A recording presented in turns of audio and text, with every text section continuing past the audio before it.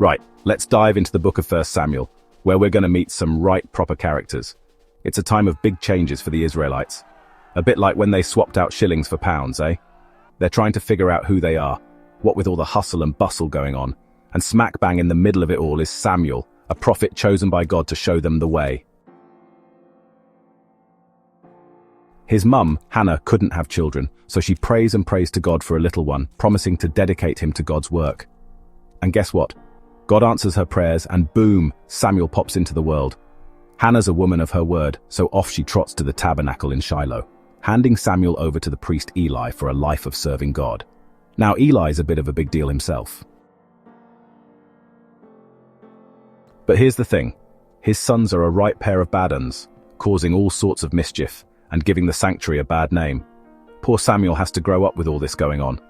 But he learns about God and starts having these visions, like he's watching telly from the future. It's clear he's meant for big things, this lad. He's going to be a prophet, God's very own spokesperson. As Samuel gets older, the Israelites find themselves in a right pickle. Those pesky Philistines, always causing trouble, are breathing down their necks.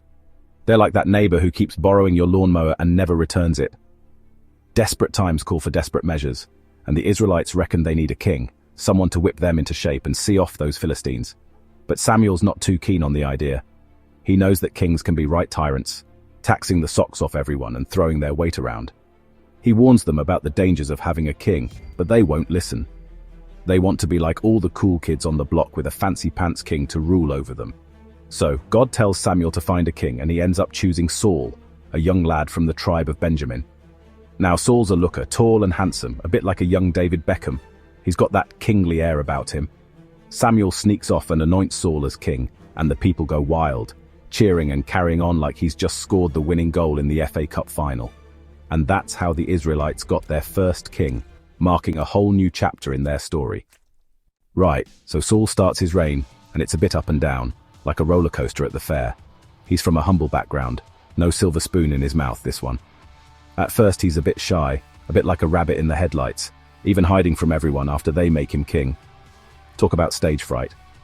But then he shows his true colors when those pesky Ammonites, always causing a ruckus, come knocking. Saul rallies the troops and gives those Ammonites a good thrashing. The people are well chuffed, cheering him on like he's a proper king. But here's the thing about Saul. He's got a bit of a temper on him and doesn't always think things through. He makes a silly promise during a battle with the Philistines, and it nearly costs his son Jonathan his life. It's a bit like promising your mate a fiver and then realizing you've left your wallet at home. Saul's reign is full of these little mishaps, showing that even kings can make mistakes, sometimes right royal ones at that. So King Saul's reign continues, a right old roller coaster of ups and downs. He's winning battles left, right and center, sending those Philistines, Moabites and Amalekites running for the hills. He's like a one-man army, this lad. But his relationship with Samuel, well, it's going down the loo faster than a bar of soap in a prison shower. Saul keeps disobeying God's orders, thinking he knows better. He even tries to offer sacrifices to God, which is a big no-no, like trying to make a cuppa in a washing machine. Samuel's not happy, not one bit. He gives Saul a right good telling off, warning him that there will be consequences for his actions. Samuel tells him that he's lost his chance to be king, and God's going to choose someone else. Ouch. That's gotta hurt. This prophecy hangs over Saul like a bad smell, and it sets the stage for our next hero, David. So, there you have it. The first few chapters of 1 Samuel, a story of a nation trying to find its feet. It's a time of war and uncertainty, a bit like trying to assemble flat-pack furniture without the instructions. The Israelites are like, who are we? What are we doing? They're going from a bunch of tribes to a proper kingdom, all under one ruler. Samuel, the wise old prophet, is their guiding light through all this, their moral compass, if you will. And Saul, their first king, well, he shows us that even with the best intentions, humans can mess things up. He's a bit like a chocolate teapot, full of promise but a bit flawed. And then there's that shocker when the Philistines nick the Ark of the Covenant, God's special box.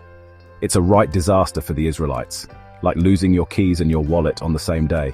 But even in all this chaos, God's working behind the scenes, shaping the destiny of his people. He's got a plan, you see, and it's going to be a good one. Thank you for watching.